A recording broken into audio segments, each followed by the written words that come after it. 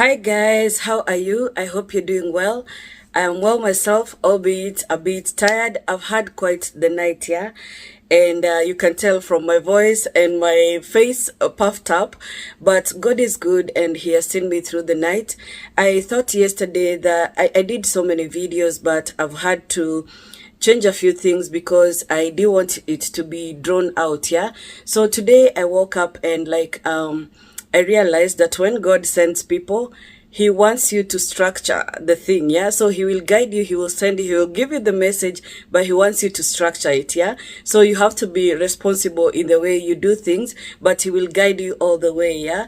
So I will get straight to the story. And if you've watched part 2 of the altars that we were fighting, you see that when I was giving birth to my second child, there seemed to be a challenge, yeah, that we thought it's just natural, it's just usual birthing problems, okay? So so we would lose one child, and then when the next one was coming, he seemed so big, it seemed like just ridiculous how things were happening. And anyway, this child would now, because he was the second boy, take the name of my grandpa. And my grandpa was called Njogona, but we decided as a couple, and the family agreed that we would call him Karega. Now, in the Gikuyu culture, you find that some names have an option, yeah? Like you can... like Njoki, my grandmother, would also be called Wanjiro, yeah, but she stuck with the name Njoki. Now, there was my great-grandfather called Njoroge, and Njoroge could as well be called Ndongo, okay? And now Njogona could as well be called Karega. So we went with the name Karega, and I think it was prophetic in a way. Now, I want to tell you that a lot of people are fighting these altars, and it's like 4 generations ago is where I will start this issue. But even before, it's like there was a spirit, an evil spirit poured out over the Africans, and we had begun embracing other gods, yeah? And because we embraced other gods, God was not happy with us, yeah? It's just like how you saw that when the Israelites are messed up, God would allow them to go into captivity. Now, from history, you know that a lot of African communities were immigrating from different other parts of Africa, say from the north, from the central, and coming to settle around the central region of Kenya, yeah? And you find that even some cultures and traditions that we have can also are comparable to other African countries like Congo, you know, and such. And even as the Merus were coming down to East Africa, some settled in different parts like Tanzania, you know, and there's had to be like a Mount Meru in India, yeah. And now I'm not quite sure where the Gikuyus came from, but it does seem like a similar journey, even though from history they say we came from Congo. And I see some Congolese traditions, like where when the girl is getting married, there's this where the girl covers the girl and her friends are covered, and the guy has to identify the girl, yeah. It's called Ngurario, okay? But I will now focus on my side of the story. One reason is because that is the story that God has allowed me to venture into myself.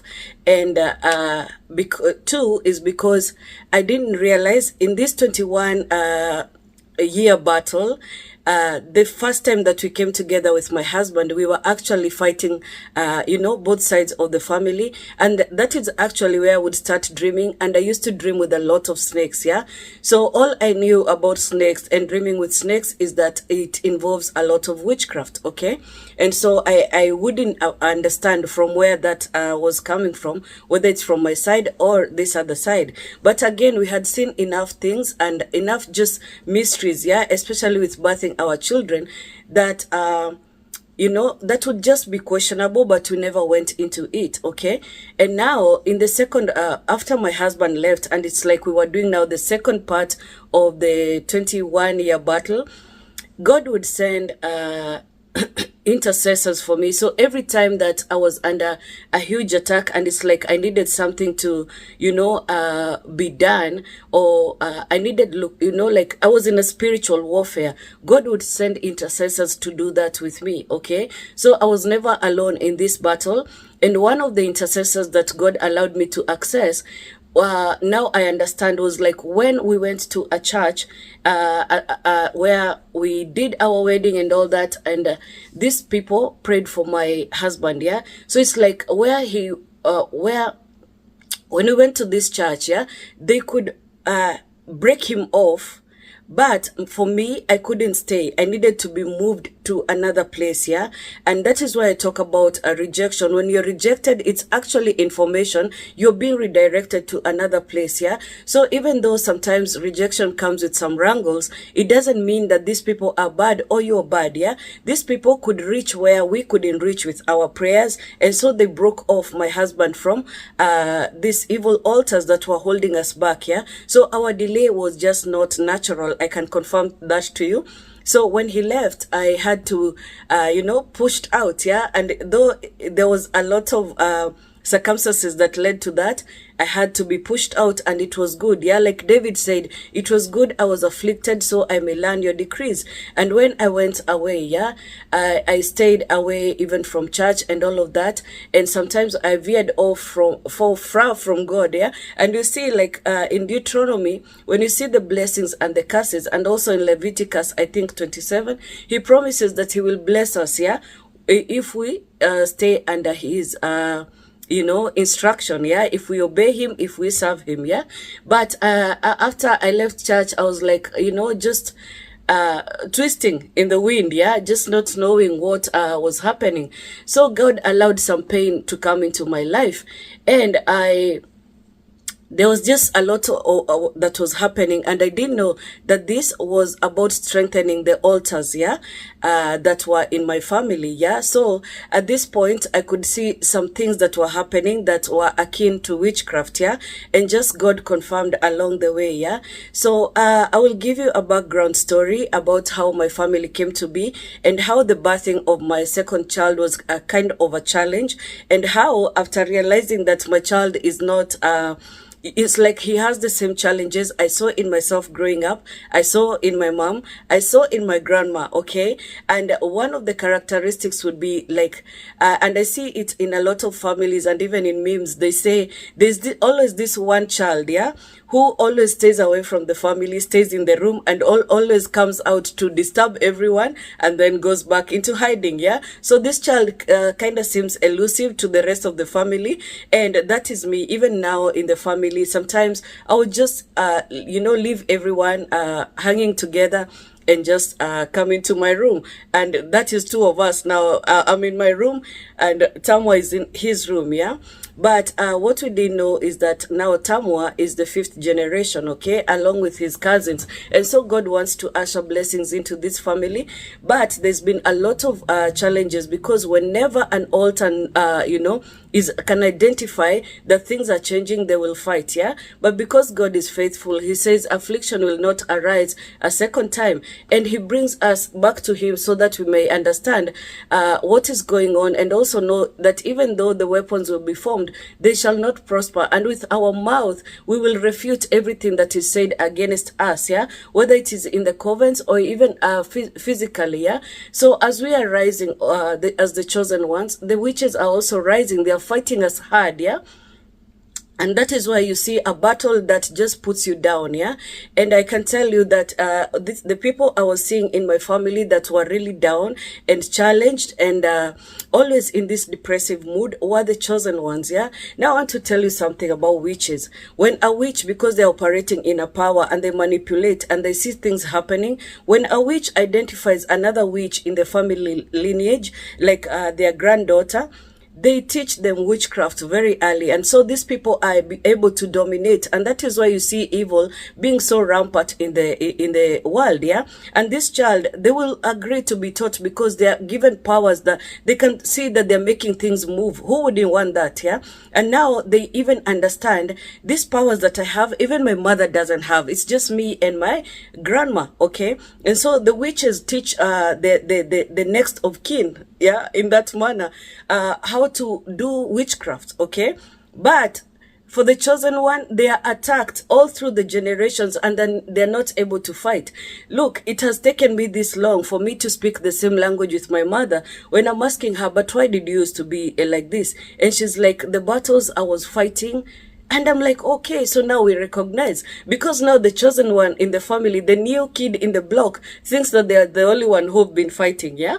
And so the next chosen one in my family, which is quite a few kids, yeah? They are just coming to their own. They're just coming to the truth, and they're like all over the place, yeah? But through God's mercies, we've been able to identify what the problem is, and it is all tied to marriages and also the names that we named our children and why we named them. Yeah, so I'm going to give you a background, yeah, and this is just being revealed now because like I told you, in the last 7 years that I was at home trying to get a visa, I was actually fighting altars on my husband's side, but I did not get to know the truth. Yeah, I did not get to enter into that. I think that is for my husband to do. But I was given intercessors who would just go into the spiritual where I couldn't reach and just fight. Yeah, and one of the intercessors would tell me, I've been fighting all these people in your husband's side, and because I didn't know, I scorned that. Yeah, and I was thinking that is quite strange. Yeah, and some things I was like, how does it even happen? But the last words this person would tell me, you will know, okay? And now I know. And eventually now, after she did all this dirty work, because there are people that God uses because they can penetrate into places you can't, okay? And so he will use them to fight for you, and then they break you off. Sometimes it can get ugly, yeah? And I remember one time with this person, she was demanding a sacrifice, and she was like, the altars in your family are so bad. When I came to help you, I thought you were just a simple person, but it turns out you're so, like, your altars are well fed. Like they've been bull slaughters and cows and chickens. So this is very expensive, yeah? And so you have to make a sacrifice. And I was like, you already know I don't have money. And one of the times that she was badgering me, I was sitting next to my Bible, and I open and I see Jesus in Matthew 9:13. 12 and 13 will lead you to that truth.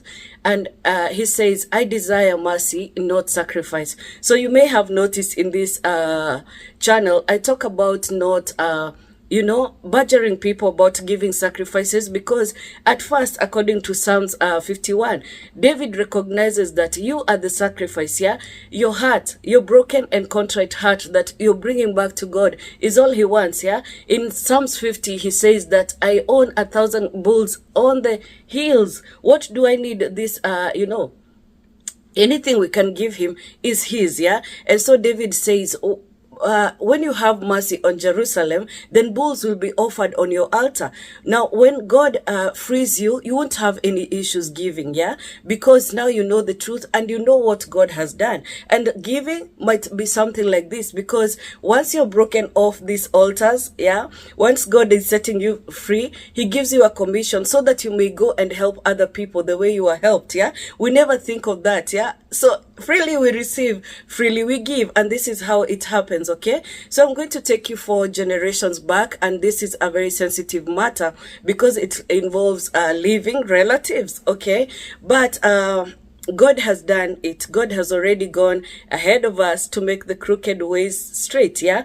And so because God, in this, as we are coming to the close of these 4 generations, he doesn't want these same things to go into our families, yeah? But the very same things that afflicted us as we are coming into the 4th generation, where we didn't even know that the men we were marrying were our men or not, and some would leave their relationships not knowing that because it would be difficult, yeah? So you just leave. And we have this spiritual thing in the Gikuyu where we say, Nidi hakago mashoro, like you can't disturb me, I will move. And because we know the children are ours, we move with the children, okay? And so now I hope that you can see how God was introducing Merus in our family, sort of to save us, because the Merus are the children in the Meru culture belong to the men, okay?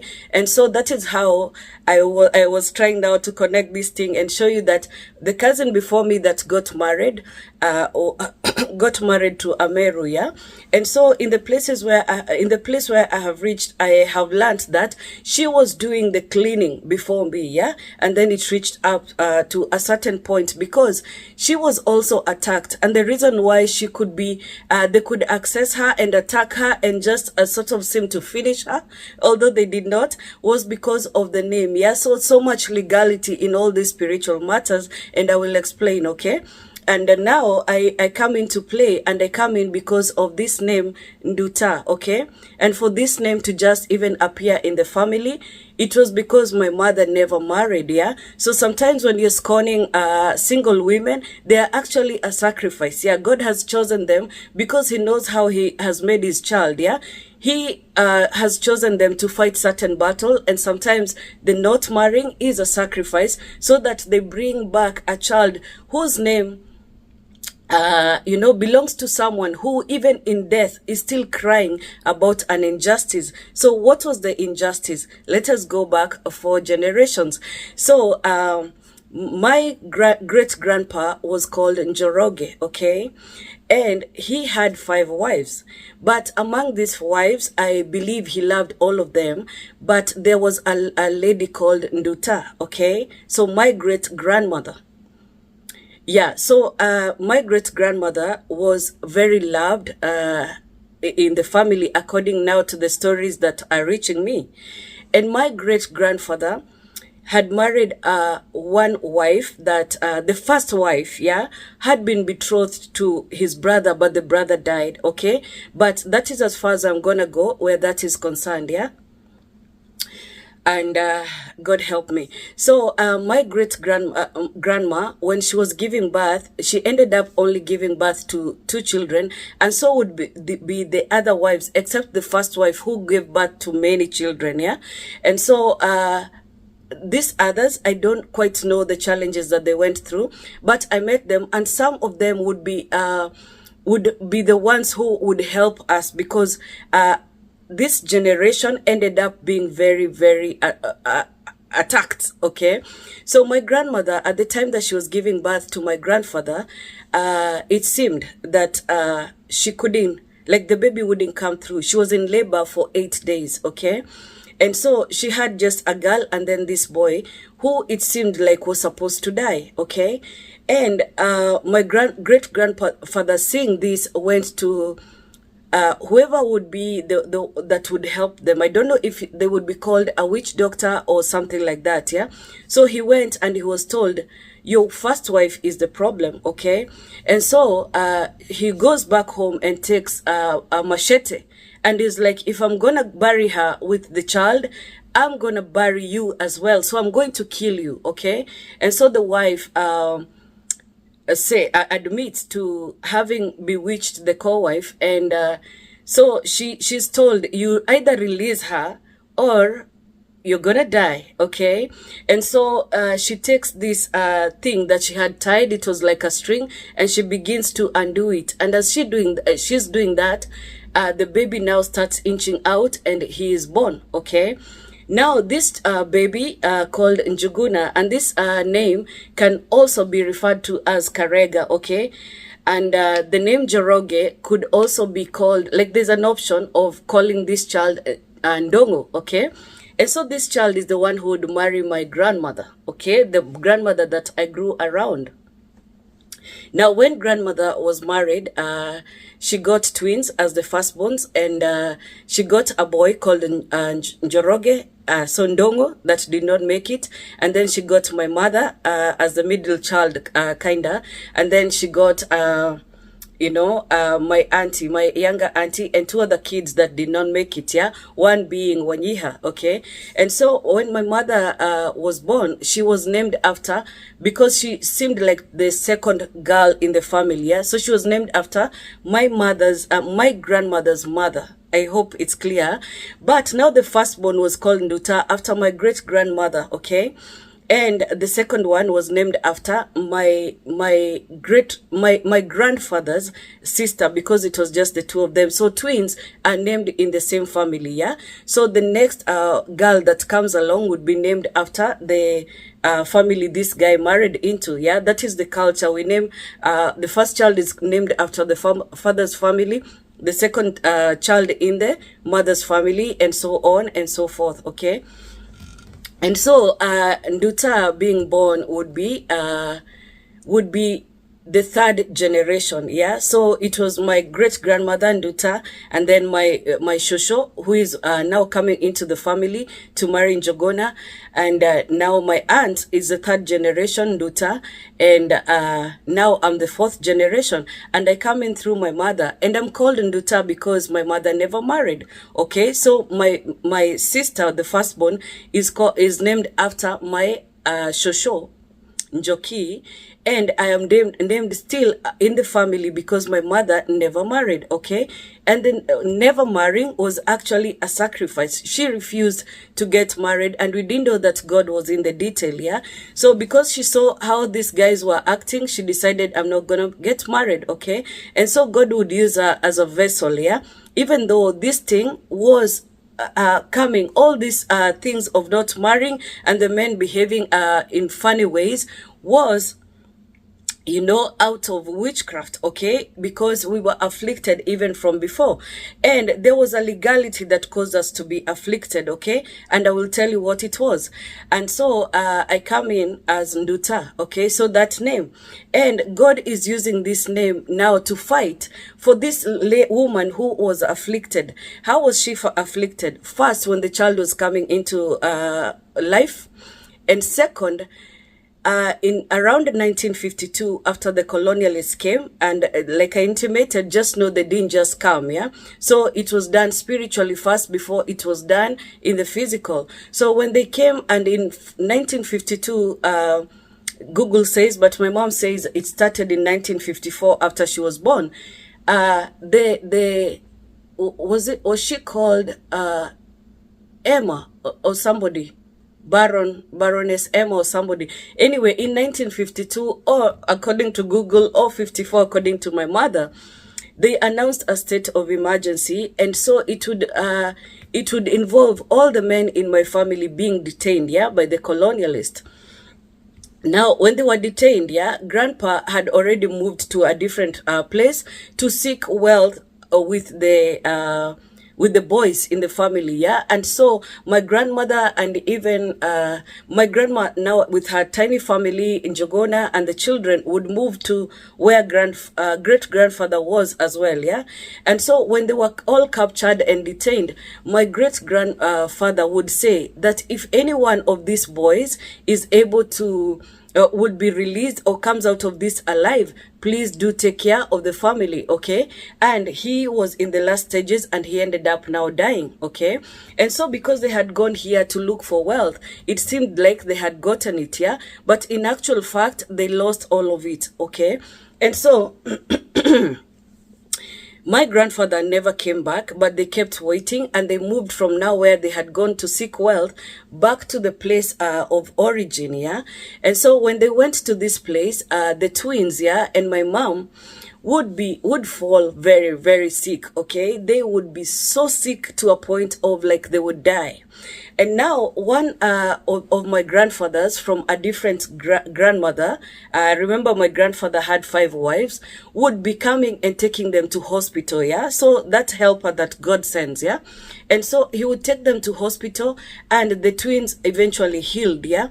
And my mom became so sick to a point where she looked like she was going to die. She was around 13, 15 years like this, yeah? And so so they're calling all these doctors, traditional doctors and such, and at last they knew that the baby was going to die. And so like the neighbors and all that were coming to keep the baby, the mother vigil, yeah, to keep vigil with the mother, so that should the child pass away at night, they would be together, yeah, they would be there to comfort her. Now, the child was so sick, she was hallucinating, you know, and somehow she made it through the night to the morning. And in the morning, there came a man who was known to be a seer, okay? As you won't know, you won't believe what's happening to me right now. Anyway, as this man came, he used to foretell, yeah, he would tell people like, you're special, you're chosen, you know, you're supposed to be a prophet, you'll be a doctor, you'll be this and that. He was known for that, okay? And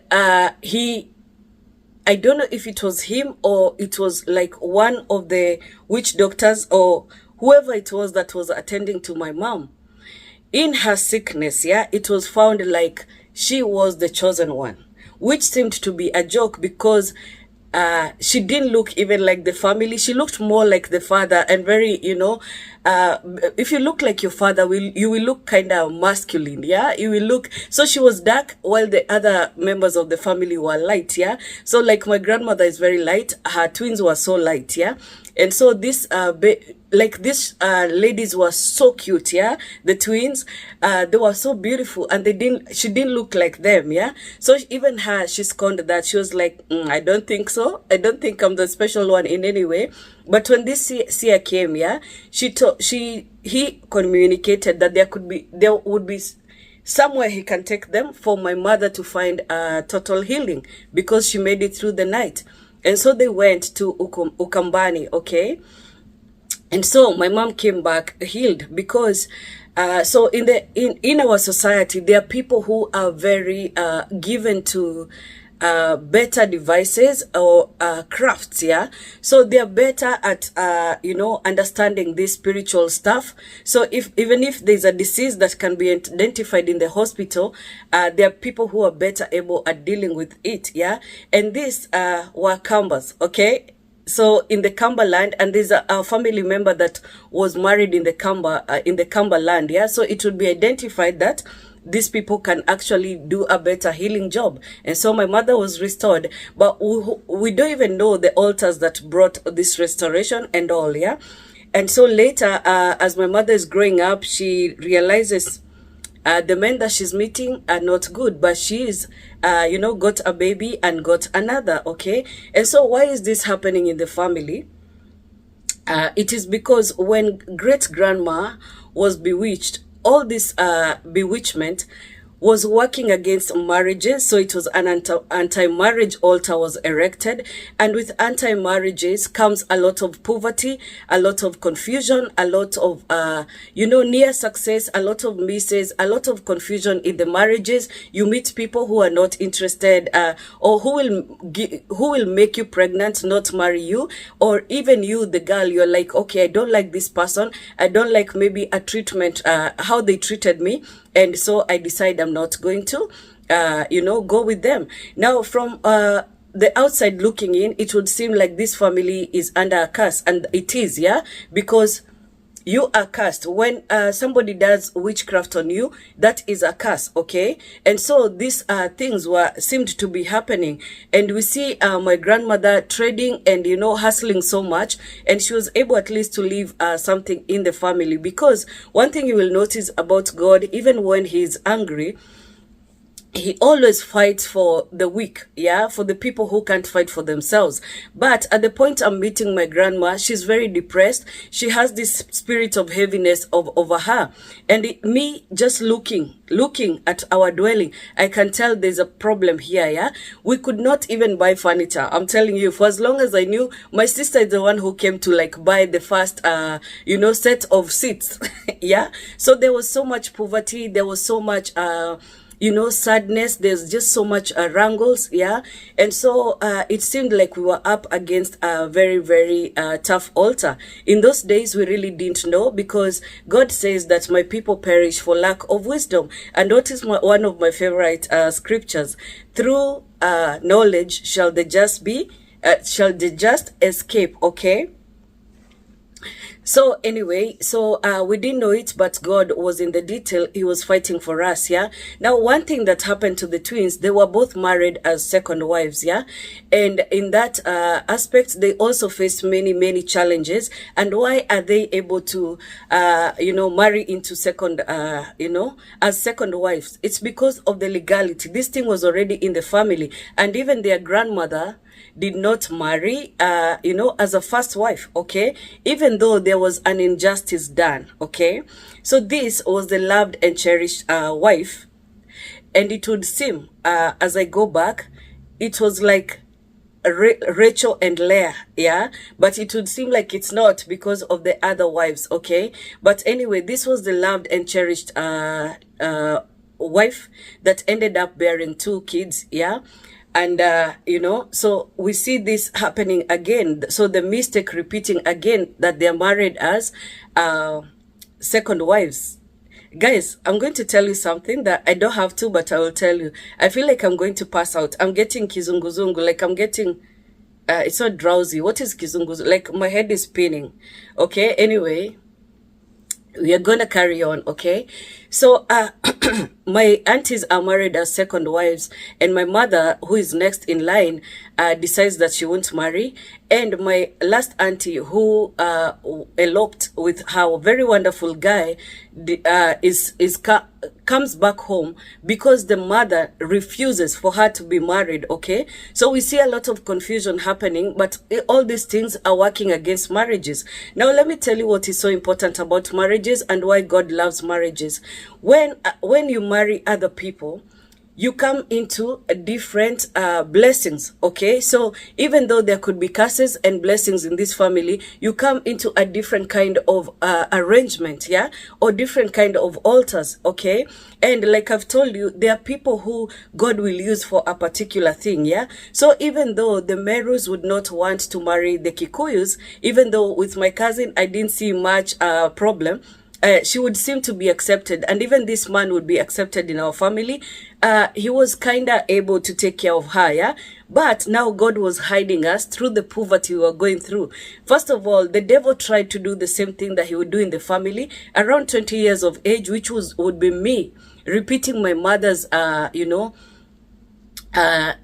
cycle, so around 20 years is when she got my sister. Around 25 is when she got me. I would come and do the same. Around 20 years is when I got Mike at 21. So I was pregnant at 20, and at 25 I get Tamwa, okay? And in between, it seems like this child is problematic. Now I would come to understand now in this season that even my grandfather disappearing during emergency because he could not be found in the detention, he could not be found dead, and it was a source of pain and grief throughout this lady's life, yeah? And so even when she dies, it was like the blood of Abel crying foul, okay? Like saying, where did my child go? And even when she was alive, she kept looking through the seers, yeah? And it's like they could see that the child is alive somewhere. So why wasn't he coming home? So that anguish, so that anguish, the fact that he is being said to be alive somewhere. So why isn't he coming home? What is the problem, yeah? So even when the emergency ended in 1960, the state of emergency, he never came back home. And so my grandma always used to talk about her husband, Jogona, and she would say, Nidewa Jogona, like I belong to Jogona. And so she never remarried for the same reason. She kept claiming, I belong to Jogona, okay? And words have power, all right? So when my child came, and this would not be the first Njogona in the family, the other Nduta that I am named after also has a Njogona. And this Njogona, from what I can see, because now I have had to study the family and even make the family tree, has been challenged in so many ways that the devil wants him to disappear, okay? And so when my son was born, yeah, so we would call him Jogona in the family, yeah, but when we are around the Merus, Karega, and my aunties would say, you are our father, okay? So it was like in this what we do by continuing generations is bringing back the people that already went ahead of us, and that is why we name our children what we name them, after so and so. Okay, so if you don't have a father, your child will be named after grandpa. Okay, and me now coming in as Anduta, and my mother is unmarried, I would have been called something else. I would have been named after my father's mother. Okay, but since my mother kept me in the family, now God uses all of us, yeah, this whole lineage, to fight for the injustices, yeah. And so we name our child after my grandfather, but you see, this child was elusive. So the first one, my husband's family fought to be named after. The second one dies. The third one now, God seems to be restoring. Okay, and in this because of this, because of these struggles, it's like God now pulls us back to him, and so brings us into agreement. Okay, and so it would seem that our life is following a certain pattern. And like I have mentioned, there used to be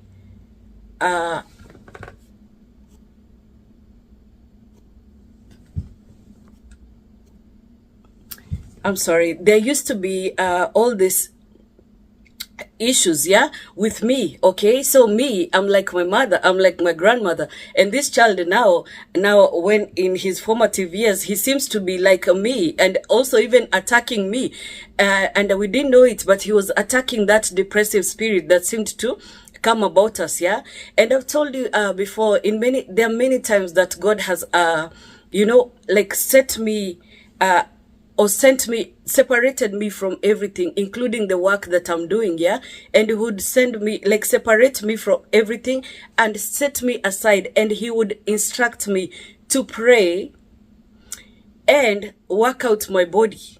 But I would eventually, at first it seems exciting, and I start reading the Bible, I start working out or walking and all this, and then I realize there's a spirit of heaviness coming upon me, and I can't do that anymore. And so now I come to understand that God was separating me and calling me back from wherever I'm going to hustle, so that I can be stayed in this place to fight, to fight witchcraft. And witchcraft would be introduced in our lives. And whenever it seemed like things were, going to work out, the altars from the old would be fortified with new blood, So the people who are fortifying these altars don't even know what they're doing. So it would be like a relative now, it's like the devil whispers in their ears, and they start now to attack you, And so they would make, they would come into agreement with evil and just bring something to give you as a point of contact. So I hope that I've shown you how the generation flows, and as the fourth generation, God wanted to keep his promise, and so we are coming into the fifth generation. And what I see in the girls in my families, they are getting babies out of wedlock, and some are getting married, some are not. And so it seems that the devil wants to repeat the same thing, but even in the family members do not know, and they're doing ignorant things, like coming into agreement with witchcraft. And so sometimes when they think they're afflicting me, it now goes into these children who are supposed to be coming into a blessing. So it's like now they're stealing destinies, they're exchanging these children's destinies. These children should ideally come into blessed marriages, and these names can be different, so that they stop fighting the same marital altars, but it's not happening. So I'm going to stop here, and then I will tell you, I will go back to the videos I did, so that you can be able to understand some of the things that were done that would be an attack to us and delay us and make us not get to where we are going, and it would be such a slow thing. And despite seeing poverty in this family and a lot of failed marriages and all that, the very same people in the families would come into agreement in evil altars, and it was the devil causing them to do this, so that we don't arrive into our blessings. And they will be so shocked to know now, because they didn't know what they were doing. They thought they would cause me And I can tell you, it's not just our family, yeah? God just allowed me to see into our family, yeah? But there would be declarations made at the time I was trying to go to Canada, those 7 years that I stayed back, yeah? And there would be like declarations made that I will never go to Canada. I will never arrive there, yeah? And so you see how we went to Canada, because God was intentional that I go there and get revelations, yeah? Of what was happening, had happened, or what had been happening in this last 7 years, yeah? God was so intentional that I go there and see what was done, yeah, against us, and be able to know that we won't stay there, because it had already been spoiled for us, yeah? So what these witches did not know and could not see is that God had gone ahead of us, yeah? So when they spoiled Canada for us so that we will never arrive there, it was already so bad, so that by the time I'm getting there, we can't even stay, okay? So we won't be able to stay, but he had gone ahead to prepare a place for us, yeah? And that is how I was telling you that in this place, God revealed that the land he has given us is, the boundary lines have fallen into pleasant places. Surely there's a delightful inheritance, yeah? And so when I am doing this 7 years, I could see myself coming to a thing and then fail. I did not know that it was the same altars afflicting us, yeah? But God wanted to bring this thing to an end. And so he would bring all these teachers to, show me. But now, as I share these teachers, you guys are not able to like glean as much, because sometimes it takes this whole journey. And that is why, God says the vision is set for a time, okay? So though it tarries, wait for it, because it's coming, okay? God is faithful to bring into, fruition what he promised, okay?